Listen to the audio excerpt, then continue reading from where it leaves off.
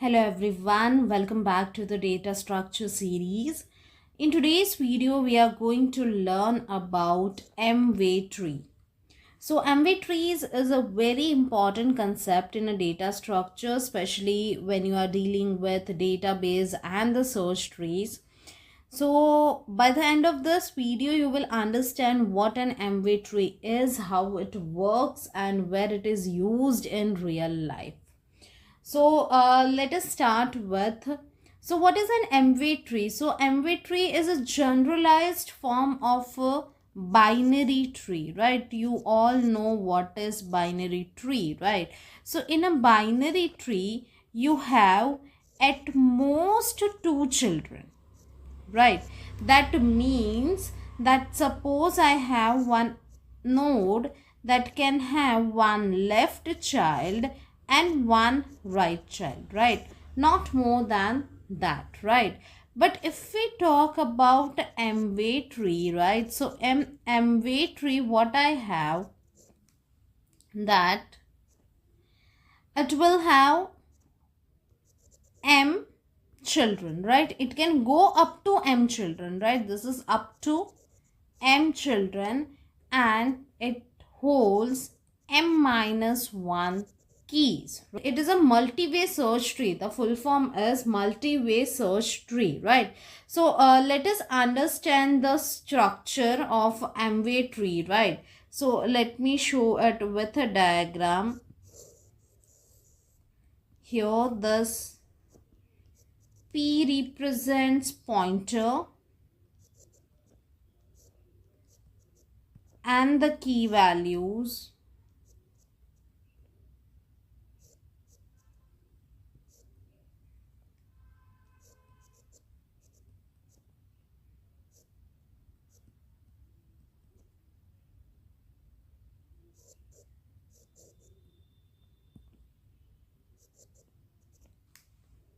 Right.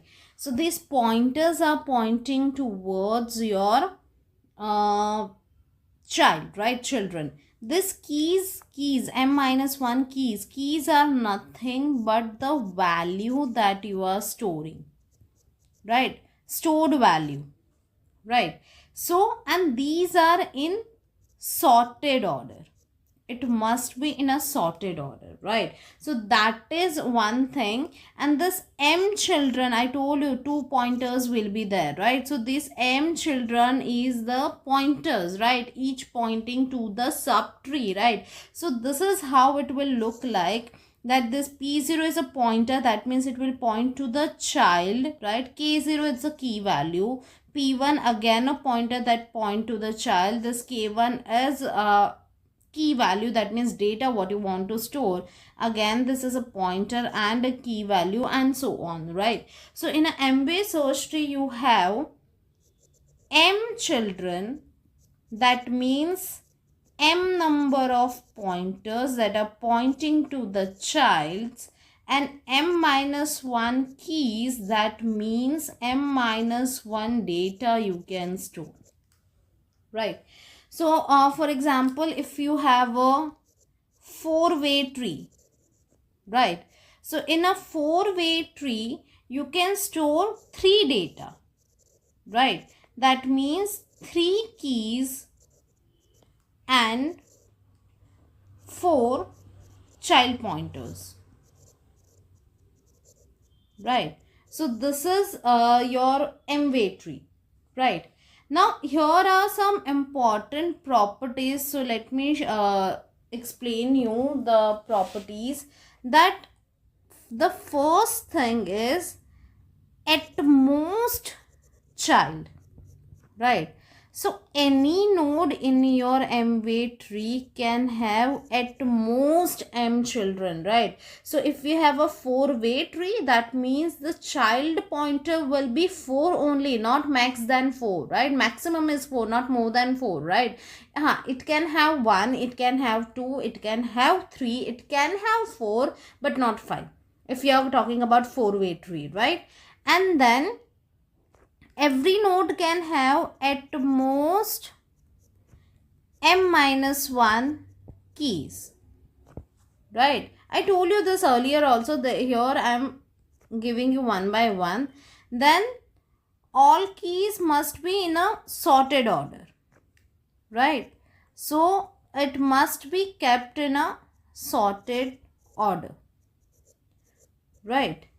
And if we talk about the subtree, right? So if we have a subtree between the two keys, right, that are containing the values, that must be lie between that two keys only. Suppose I have a subtree between 20 and suppose I have one key value 20 and another key value is 14, right?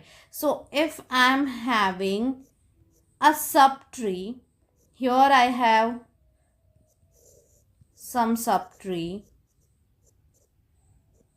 here I have another subtree. Now whatever subtree I am having over here, it must have the value in between this 20 and 40 only, right? Here whatever subtree you are having, that should have the value that is lesser than 20, right? This subtree, all the values in this subtree must be lesser than 20, right? All the values in this subtree must be greater than 40, right? And all the keys in this, it should be like whatever the keys, right, it should be greater than 20 and lesser than 40, right? So this thing you need to keep in mind, right?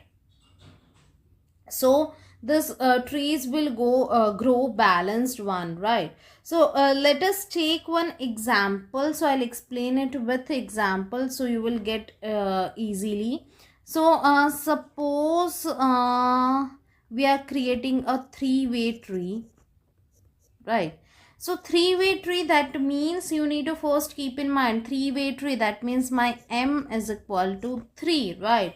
So I can go up to max 3 children at any node, right? Max I can go up to 3 only, and the key values is m minus 1, right? M minus 1, that's a 3 minus 1, that's a 2, right? So 2 keys only, right? So suppose I have, like, I can show you that if I have this 10, I'll show the pointer as well, right? So these are my key values, 10, 20. I can have it over here, let us say 5. Here I can have 15. Here I can have